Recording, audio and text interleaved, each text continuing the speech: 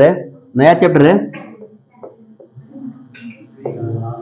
द्विघात समीकरण। द्विघात समीकरण, ये हिंदी में इस चैप्टर का नाम है द्विघात, और इसको इंग्लिश में बोलते हैं, देखो इंग्लिश में बोलते हैं क्वाड्रेटिक इक्वेशन। क्या बोलते हैं? QUADRATIC, quadratic equation. EQUATION equation spelling है, ठीक है। क्वाड्रेटिक इक्वेशन है। अगर कोई तुमसे पूछता है, मैंने क्योंकि आपको इससे पहले रिलेटेड चैप्टर है, मैथमेटिक्स कनेक्टेड है एक दूसरे से, इससे पहले मैंने द्विघात बहुपद पढ़ाए थे, तुमको पढ़ाए थे ना। तो द्विघात बहुपद है, वहां पे तो बहुपद था, यहाँ पे क्या है? इक्वेशन है, समीकरण है। जब भी हम इक्वेशन की बात करते हैं, इक्वेशन की जब भी कहीं बात करते हैं, मैं बार बार कहता हूं, आप लोगों के हमेशा समझाता हूं, क्योंकि कोई डेफिनेशन आपको किताबों के अंदर नहीं मिलेगी। समझाते हैं, इक्वेशन में सदैव हमेशा याद रखना इक्वल का साइन होगा, और ये इक्वल का साइन क्या करेगा? एक राइट हैंड साइड RHS और एक LHS, दो पक्ष, दायां पक्ष और बायां पक्ष, दो भागों में बांटेगा। तो ये क्या हो जाएगी? इक्वेशन हो जाएगी। द्विघात आपको पता है क्वाड्रेटिक, क्वाड्रेटिक का इंग्लिश का मतलब होता है eight which the highest power of x is 2, जहां पर जिस इक्वेशन में the equation in which the highest power of x is 2, ऐसी समीकरण जहां पर x की उच्चतम घात कितनी होती है? 2 होती है। तो इसका सामान्य मानक रूप, जहां पे आपने द्विघात बहुपद में पढ़ा था, वही यहाँ पे द्विघात समीकरण के जो सामान्य मानक रूप बन जाएगा ax² plus bx plus c, क्योंकि इक्वेशन है तो बराबर का चिन्ह भी होगा, बराबर 0। ये इसकी सामान्य समीकरण है, जनरल इक्वेशन है, जहां पर a does not equal to 0, a का मान कभी 0 नहीं होगा। इस टाइप की जो इक्वेशंस होती हैं, these all kinds of equation are called quadratic equation. Means हमको मेनली दिमाग के अंदर फोकस, टारगेट रहना है, हमारे दिमाग के अंदर फोकस रहना है कि x की हाईएस्ट पावर कितनी होगी। क्या x की हाईएस्ट पावर 3 होगी तो क्या वो द्विघात समीकरण होगी? नहीं होगी, है ना, नहीं होगी, क्योंकि उसका जो है वो क्यूबिक बन जाएगी। तो हम इसके बारे में पढ़ेंगे, और इसके बारे में मैंने आपको बता रखा है, काफी कुछ आइडिया दे रखा है, इसलिए थोड़ा सा फास्ट करके बता रहा हूं, और चैप्टर का एक पूरा थीम तुम्हारे सामने रख दे रहा हूं। उसके बाद वैरायटी ऑफ क्वेश्चंस हैं, क्वेश्चंस करने की जो कला है, जो टेक्निक है, वो मैं आपको सिखाते रहता हूं, बार बार सिखाते रहता हूं। कहीं पे टफ क्वेश्चन होते हैं, कहीं पे इजी क्वेश्चन होते हैं, है ना।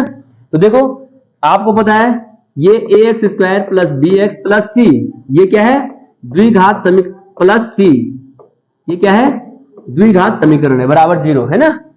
इसके मैंने कहा था दो वैल्यू होते हैं, दो मान आते हैं इसके, एक मान है इसका अल्फा, एक मान है, इसको बोलते हैं वैल्यूज भी बोलते हैं, वैल्यूज VALU, या रूट्स भी बोलते हैं, रूट्स भी इन्हीं को बोलते हैं, या जीरोज भी बोलते हैं कहीं कहीं पे। जीरोज मतलब शून्यक, शून्यक हो गया, मान हो गया, या मूल हो गया। इसका मतलब होता है हिंदी में मूल, ठीक है बेटा, सब बच्चे ध्यान दो। इसका मतलब हिंदी में होता है शून्यक, शून्यक, और इसका मतलब होता है मान, मान ज्ञात करो, ठीक है।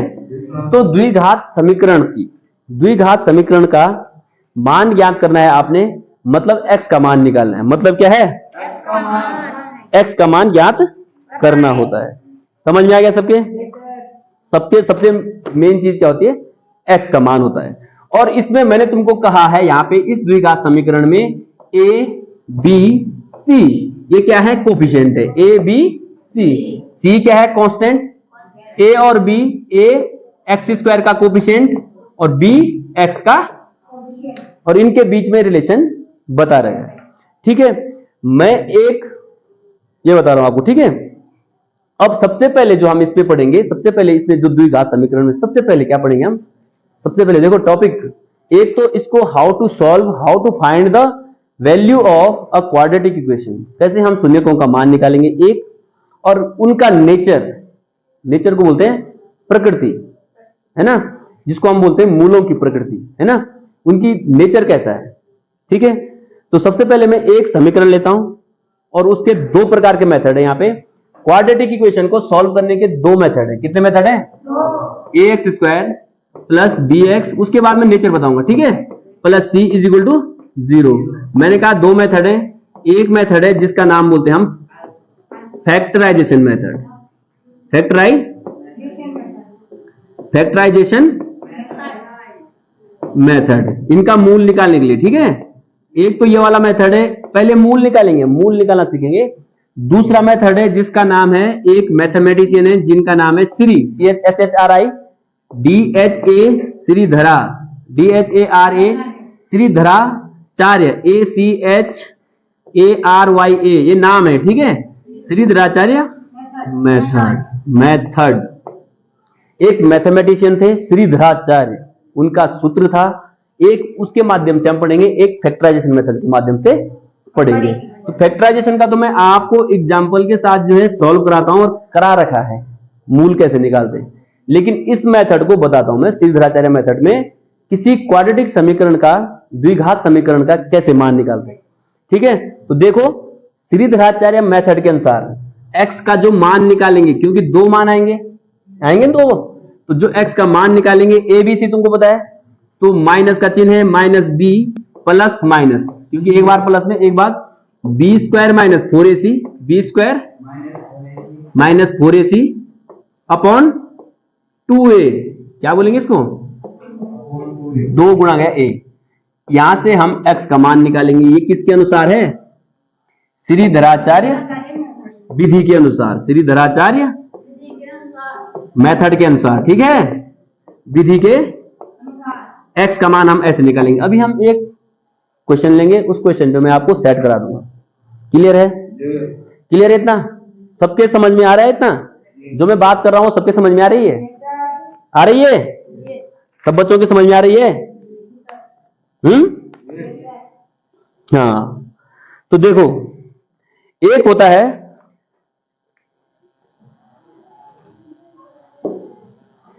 इसमें जो श्रीधराचार्य जो सूत्र था, इसमें ये बी स्क्वायर माइनस 4AC दिखाई दे रहा है सबको, ये बी स्क्वायर माइनस 4AC, देखो ये बी स्क्वायर माइनस 4AC, इसको बोलते हैं डिस्क्रिमिनेंट। क्या बोलते हैं हिंदी में, इसको विभिक्त कर बोलते हैं, विभिक्त कर, क्या बोलते हैं, विभिक्त कर, विभिक्त कर, जो भी विभिक्तर, जो भी इसका हिंदी उच्चारण है, विभिक्त कर, विभिक्त कर, जिसको हम बोल सकते हैं इंग्लिश में बोलते हैं discriminant, DISCRI, discriminant, NANT, discriminant. Spelling अगर थोड़ा बहुत मिस्टेक होगी तो कोई दिक्कत नहीं है ना।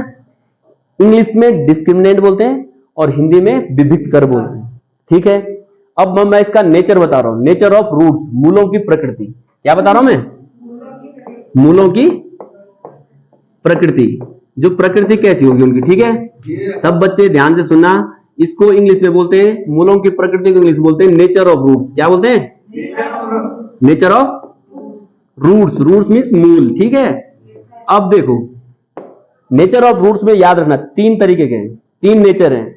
देखो पहला क्या है, पहला नेचर क्या है, बी स्क्वायर माइनस 4AC, एक बार इसका मान 0 से बड़ा, ठीक, बी स्क्वायर माइनस 4AC इस विभिक्त कर का 0 के बराबर मान, और एक बार बी स्क्वायर माइनस 4AC, एक बार इसका मान 0 से छोटा। दूसरी 3 प्रकृतियां हैं। ठीक है, अब देखो पहली प्रकृति में जब आपको दिखेगा, किसमें, द्विघात समीकरण में, जब आपको B square minus 4AC discriminant का मान 0 से बड़ा आएगा, तो आप बोल दोगे कि जो मूल होंगे वो कैसे होंगे, मूल कैसे होंगे, वास्तविक होंगे। मूल कैसे होंगे, वास्तविक, और वास्तविक होंगे लेकिन बराबर नहीं होंगे, अलग अलग आएंगे। ठीक है, समझाऊंगा मैं, बराबर लेकिन बराबर नहीं होंगे। ठीक है, मैंने शॉर्टकट में लिखा है मूल वास्तविक लेकिन बराबर नहीं। रियल मतलब वास्तविक क्या होता है, रियल नंबर्स आएंगे। और अगर बी स्क्वायर माइनस 4AC 0 के बराबर हैं तो मूल वास्तविक भी होंगे, मूल वास्तविक भी होंगे और बराबर भी होंगे। वास्तविक वो बराबर, वास्तविक वो बराबर होंगे। ठीक है, समझ में आ गया दूसरी कंडीशन। अगर 0 से छोटा है तो मूल वास्तविक नहीं होंगे। मूल वास्तविक नहीं होंगे। अब पूछो, क्वेश्चन करो कि वास्तविक नहीं होंगे तो क्या होंगे फिर? वास्तविक नहीं होंगे। तो वास्तविक नहीं आएंगे तो क्या आएंगे? That roots are imaginary root, वो काल्पनिक होंगे। कैसे होंगे? काल्पनिक रूट्स होंगे, काल्पनिक मूल होंगे। और वो काल्पनिक मूल आपको मैथमेटिक्स हायर क्लास में 11th और 12th क्लास में सिखाती है। ठीक है, ये है क्या है? मूलों की प्रकृति, नेचर ऑफ रूट्स। ठीक है, क्या मैं एक एग्जांपल ले लूं? अब क्या मैं एक एग्जांपल ले लूं और एक एग्जांपल को सॉल्व करा दूं और सब चीजें जो मैंने आपको बताया है, फिर क्वेश्चन भी कराऊंगा, जितना मैंने बताया है इस सब चीज को कवर कर लूं? ले लूं? एक क्वेश्चन ले लूं? आपकी एनसीईआरटी बुक का क्वेश्चन लेता हूं। क्या बोलता है? आपकी एनसीईआरटी बुक का क्वेश्चन है x² - 3x - 10, यह है द्विघात समीकरण। ठीक है, ये द्विघात समीकरण है। मैंने कहा दो विधियां, एक गुणनखंड विधि, एक सिद्धराचार्य विधि। पहले किस विधि से करो? गुणनखंड विधि से। गुणनखंड विधि से सिखा देता हूं, सिद्धराचार्य विधि से सिखाता हूं, और मूलों की प्रकृति भी इसी में सिखा देता हूं। एक ऐसे ही क्वेश्चन होंगे और डिजिट चेंज होंगे ना। तो पहले देखो गुणनखंड विधि से कैसे मैं इसे हल करूंगा। देखो, मैंने कहा गुणनखंड विधि के लिए इसकी और इसकी मल्टीप्लाई करते हैं 10। 10 को हमने क्या बनाना है? 3। मुझे पता है 10 को मल्टीप्लाई में लिख सकता हूं 5 × 2, और अगर घटाऊंगा 5 - 2 घटाऊंगा तो 3 की जगह मैं 5 - 2 रख दूं। ये देखो स्टेप लूंगा, x² अपनी जगह माइनस अपनी जगह, 3 की जगह लगेगा कोष्टक में 5 - x अपनी जगह - 10 अपनी जगह बराबर 0। यहां पे देखो x² - 5x, yes very good, minus minus plus 2x - 10 बराबर 0। यहां पे फिर अगेन इनका एक पेयर बना दिया, इनका एक, यहां से x कॉमन ले लिया, यहां क्या बचा? x - 5। जो यहां बचता है वही यहां बचेगा, प्लस 2 कॉमन ले लो, यहां पे x बच गया, 2 का 2 5 10, x - 5 इज इक्वल टू, ये आ गया फिर x - 5, यहां पे भी x - 5, x - 5 x + 2 बराबर 0। x के मेरे पास दो वैल्यू आ गई हैं, x के दो जो अल्फा बीटा माना था, एक -5 उधर 5 और प्लस का 2 इधर -2। ये मैंने आपको पिछली बार भी कराया, इसलिए थोड़ा सा मैं जल्दी में करा रहा हूं। ठीक है, ये आ गया अल्फा, ये आ गया, मैंने द्विघात बहुपद में कराए थे ना, तो ये आ गया। ठीक, गुणनखंड विधि से आ गए दो मूल। ये दो मूल थे, एक 5 और एक -2। क्या मैं इसे सिद्धराचार्य मेथड से करूं? यही निकलेंगे, यही दो निकलेंगे। करके देखो। देखो आप लिखोगे इक्वेशन पहले x² - 3x - 10। सिद्धराचार्य विधि कैसे लगाओगे? सबसे पहले लिखो a कितना है? a होता है x² का गुणांक, कितना है? 1। b कितना है? -3। c कितना है? -10। आपको पता है श्रीधराचार्य विधि के अनुसार x बराबर होता है, आपको सूत्र पता है, -b ± √b² - 4ac, है ना। सूत्र लिखोगे अपॉन 2a, सूत्र के अंदर सीधे मान रख दो abc का। देखो यहां पे थोड़ा सा -b, माइनस अपनी जगह, ये -3 +3 हो जाएगा, ± √b²। मतलब -3 का स्क्वायर 9, -3 का स्क्वायर भी 9 होता है, -3 × -3 9 ना, 9 -4ac, 4 × a 1 है, c कितना है? -10, तो माइनस आ जाएगा, माइनस से प्लस हो जाएगा। ठीक है, अपॉन 2a, 2 × 1 a 1 है। देखो बेटा 3, ये प्लस का 3 है ना, प्लस माइनस इसको मैं सॉल्व कर रहा हूं, 10 4 जा 40 प्लस 9 49, और 49 का अंडर रूट कितना होता है? 7 अपॉन 2 1 जा 2, एक बार प्लस में लिख दो, एक बार माइनस में, बराबर देखो 3 + 7 अपॉन 2, एक बार 3 - 7 अपॉन 2, 7 और 3 10/2, 10/2। यहां से 3 में 7 गए, ऋण 4/2, 2 से काटोगे 2 पंजे 10, 2 से काटोगे 2 दूना 4, तो आ गया x का मान आ गया, एक आ गया 5, एक आ गया, यही 2 थे पीछे। देखो पीछे भी दे 5 और ऋण 2 आए ना। तो ये दोनों विधियां हैं। एक क्वेश्चन लिया मैंने श्रीधराचार्य विधि से करो या गुणनखंड विधि से करो आपके पास। हाँ इतना जरूर बता दूंगा कि गुणनखंड विधि से जो क्वेश्चन सॉल्व नहीं होता उसको आप किस विधि से कर सकते हो? श्रीधराचार्य। समझ आया? समझ में आया? इतना क्लियर है?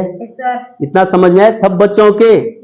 मैं चाहता हूं कि एक एक बच्चे के समझ में हर चीज आए, ठीक है। अब हम एक क्वेश्चन लेते हैं, एक क्वेश्चन ऐसा लेते हैं जो प्रकृति बताती है, मूलों की प्रकृति से, ठीक है। तो देखो मैं एक क्वेश्चन ले रहा हूं, एक समीकरण,